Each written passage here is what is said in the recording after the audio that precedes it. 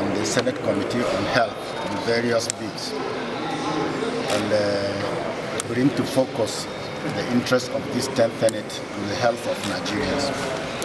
Of particular importance, the one for the sickle cell diseases, which Senator Katung has proposed the setting of regional centers. And we believe it is in the right direction. But we also want to add that the already existed ones that the government set up via FAIT without enabling law should be added to the bill, so that instead of the 6 that he proposed in the 6 geographical zones, there will now be 12, because 6 are already existing, equipped and staffed. And they should just put the enabling law to make their existence legal. And we believe that 12 centers for sickle cells are not even enough in the whole of the country. But it's a starting stone. We hope they will considerably eliminate the problem of sickle cells in Nigeria. Thank you. Okay. Sir, finally, sir, the issue of funding, if we on the 6 that we have already existed, government have been funding them, government have been equipping them. So it's the new ones that we are talking on the cost of funding them. And if you are patient to listen to the whole debate on the different bills, the Senate Committee Chairman, Her Excellency Banigo, has proposed an increase in allocation to the health sector. And we believe it's the right decision in the right direction, from 1% to 2%. The debate is going to go on very soon, and we are in support of that to 100%, so that health is accessible to all Nigerians. Thank you. Thank you. I'm the chairperson of the Coalition of Sickle Cell NGOs and the CEO of Crimson Sickle Cell Initiative in Lagos. So we are here today to make our submission for the Sickle Cell Research and Management Bill that was submitted. And the summary of our presentation is to ensure that there's an inclusion of patients and patient advocates. That's the number one. We are to ensure that there's an inclusion of them in the leadership, the governance of these establishments, because we believe that nothing should be made about us without us. The doctors can say their own perspective, but truthfully, if the patients are not represented, a lot will be misguided and misrepresented. And you can see that in the many years of sickle cell treatment in this country. Another thing we are trying to talk about is to ensure that we would, strengthen, to ensure that this bill becomes, the creation of these centers becomes sustainable. And for this, we are asking that they partner, because they always overlook the NGOs, the private sectors, the international bodies. We have the capacity to be able to bring foreign funding through trusted sources into ensuring that we also support, because health is, to be honest, the health line of each budget is always the least funded in the federal government, and so we would like to support with that. Another thing we are speaking towards is the establishment of a sickle cell registry. We keep saying that there are 150,000 babies are born annually, but sickle cell affects all of us differently. All of us differently. Some people do not grow up to an adult age, and some others, it comes in us in different ways.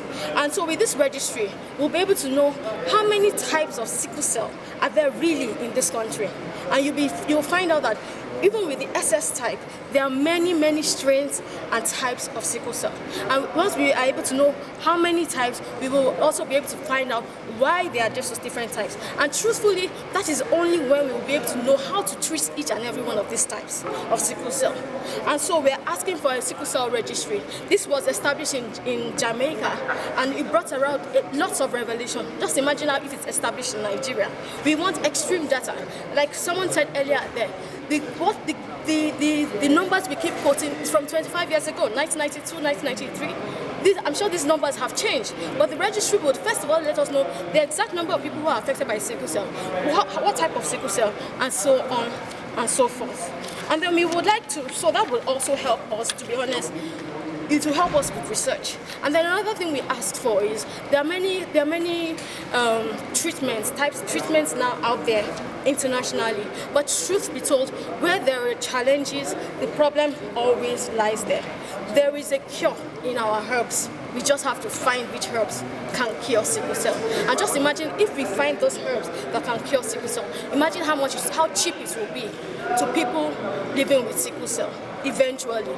Because right now, bone marrow transplant, how many people can afford it? And to be honest, not everybody qualifies for bone marrow transplant. So that already rules out half the population of people living with sickle cell for that cure. And then when those remaining half, how many can afford it?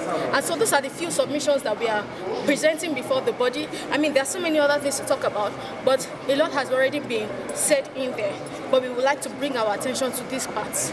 Okay, your name again, ma'am? Hey, so sorry, please. You were agitating for to bring the traditional alternative herbs. Yes. So, but they are not here. How do you ensure that these follow-ups? So we're an advocacy body, or we're a committee of advocacy bodies. So what we are doing is we are doing high-level advocacy. Now there are agencies or there are bodies. You'll be shocked to know that there is a person who sits with traditional herbs in Abuja, and there's an association of traditionalists. And truth be told, the reason why a lot of us have lost hope in our traditional medicine is because it's irregulated. So when we advocate to them to regulate, they could start to write down what kind of herbs, how much, even the exact percentage of these herbs that can treat people. That is how tradition will be passed down to the next generation and the next generation. And once we find these people and we link them up with the scientists, the rest is history. Thank you very much again. My name is Timi Edwin. I'm the chairperson of the Coalition of Sickle Cell NGOs of Nigeria. Thank you very much. Presentation that in 1992 I saw a family that was struck by this disease, and they were so impoverished that they couldn't afford to take back the child to the hospital, and the child suggested to the parents that they should allow him to die so that they can rest and he too will die. And shortly after, the child died. So that struck a chord with me, and I said, when I have an opportunity in this world, I was going to bring this to the fore so that the world will get to know what this disease is all about and the devastation it has on our people. So that's why I promoted this bill. And to the glory of God, we're getting there.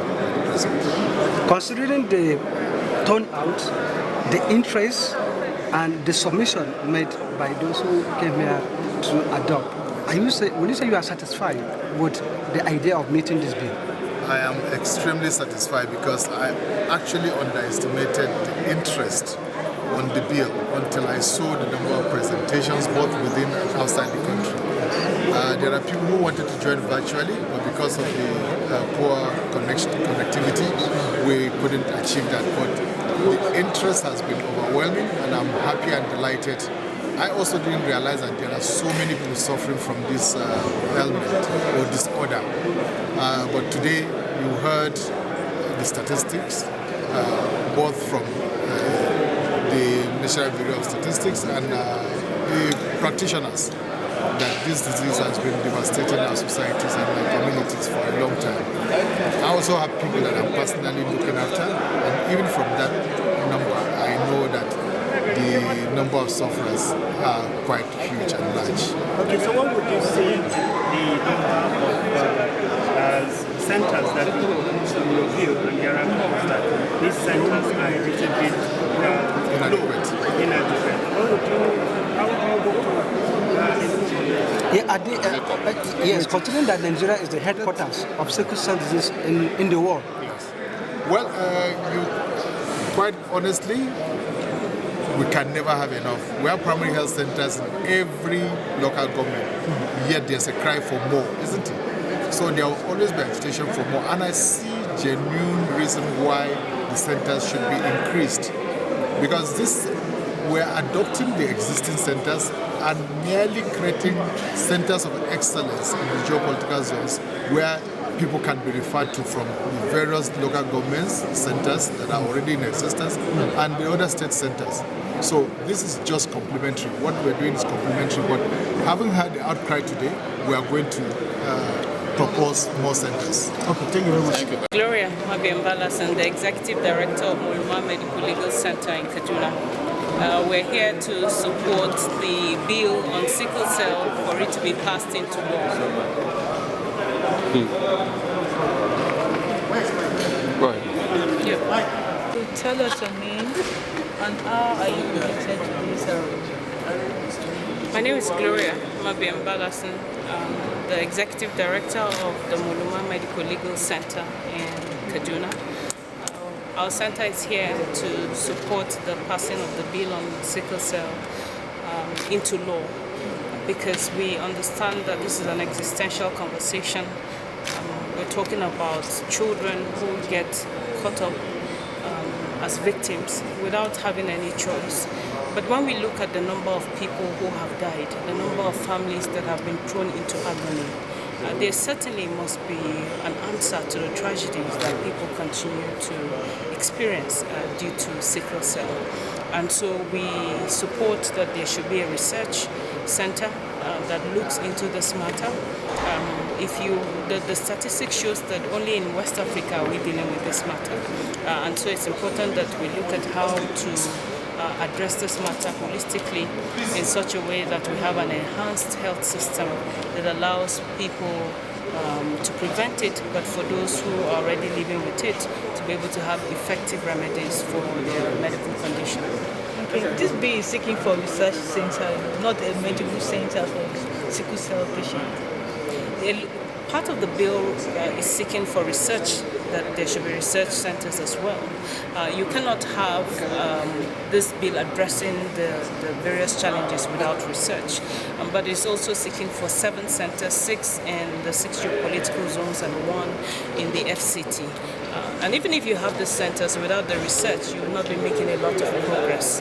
And so our center has made a submission asking that whoever will chair it should be someone who is an expert in the area, but that also there should be geneticists, experts in medical law, as well as experts in medical laboratory to be on the board, so that we can ensure that the effort that the bill is making in trying to resolve the matter doesn't just end as a process.